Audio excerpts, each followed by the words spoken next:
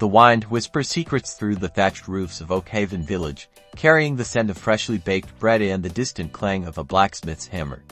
But tonight, the usual cheerful sounds are muted, replaced by an unsettling stillness. Our silent observer, a ninja named Ren, felt it to a shift in the air, a tremor of anticipation.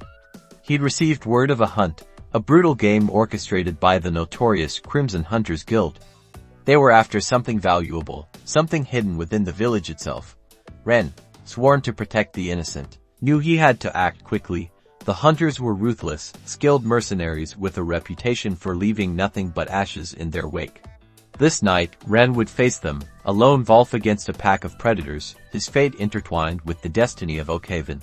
He adjusted his katana, its polished surface reflecting the starlight, a silent promise of swift justice. The moon cast long, skeletal shadows as the Crimson Hunters crept closer.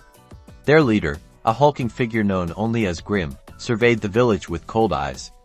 Grim was a pragmatist, emotions were weaknesses, distractions. His only concern was the prize, a legendary artifact rumored to be hidden within the village elder's home.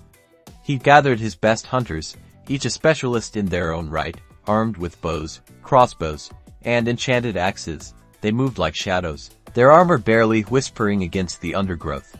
Grim had given his hunters clear instructions: efficiency, ruthlessness, and no survivors.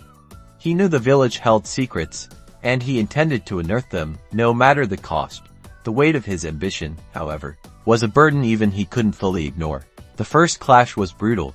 Steel met steel, a symphony of clashing blades punctuated by the sharp hiss of Ren's kunai. He moved with the grace of a phantom, each strike precise and deadly. His opponent, a seasoned hunter named Fang, was no slouch, but Ren's speed and agility proved too much. The fight was short, brutal, over before the other hunters even realized what had happened. Ren left Fang incapacitated, a silent warning to the others. He felt the thrill of the fight, the adrenaline coursing through his veins, a stark contrast to the chill and calm he usually maintained. The fight was personal now, not just a mission.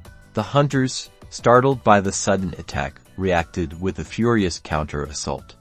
Arrows rained down from the forest's edge, finding their marks in the wooden buildings.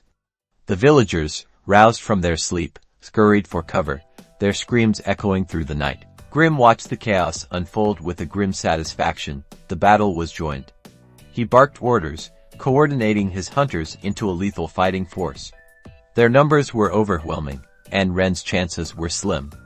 But Ren, despite the odds, felt a surge of determination. He wouldn't let the hunters succeed, not tonight. Ren used the village itself as a weapon, weaving through the narrow streets and leaping across rooftops. The hunters, burdened by their heavy armor, struggled to keep up. He utilized the shadows, the darkness his ally. He was a whirlwind of motion, a blur of black against the night, striking swiftly and disappearing just as quickly. Each maneuver was calculated, each jump precise. He had to buy time, thin out their numbers, and find a way to overcome the sheer weight of their advantage. The weight of the village's fate rested on his shoulders, and he carried it with surprising ease. The battle raged on, an exhausting dance of death.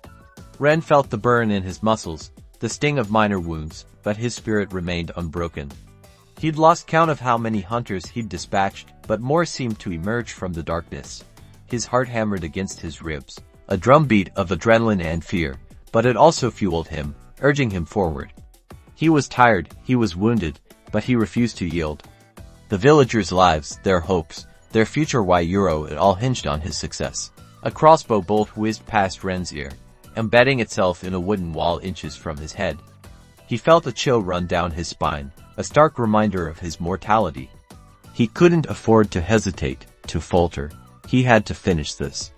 He saw an opening, a gap in the hunter's formation, a chance. He took a deep breath, preparing himself for a final, desperate assault. The confrontation with Grim was inevitable.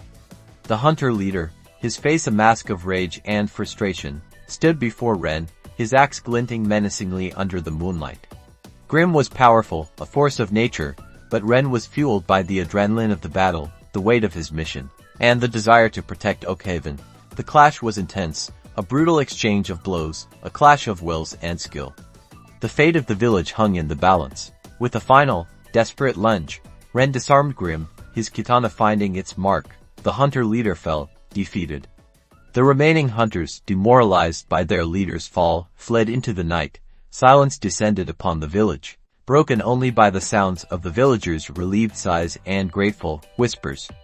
Ren, exhausted but victorious, stood amidst the rubble, the silence a testament to his triumph. As dawn broke, painting the sky in hues of orange and gold, Ren watched Oakhaven awaken. The villagers emerged from their homes, their faces etched with relief and gratitude. The threat was over.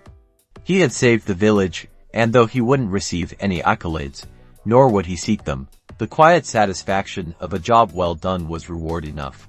He knew, however, that the shadows always lurked, waiting for their chance to return. But for now, Oakhaven was safe, thanks to the silent protector who had become its guardian angel.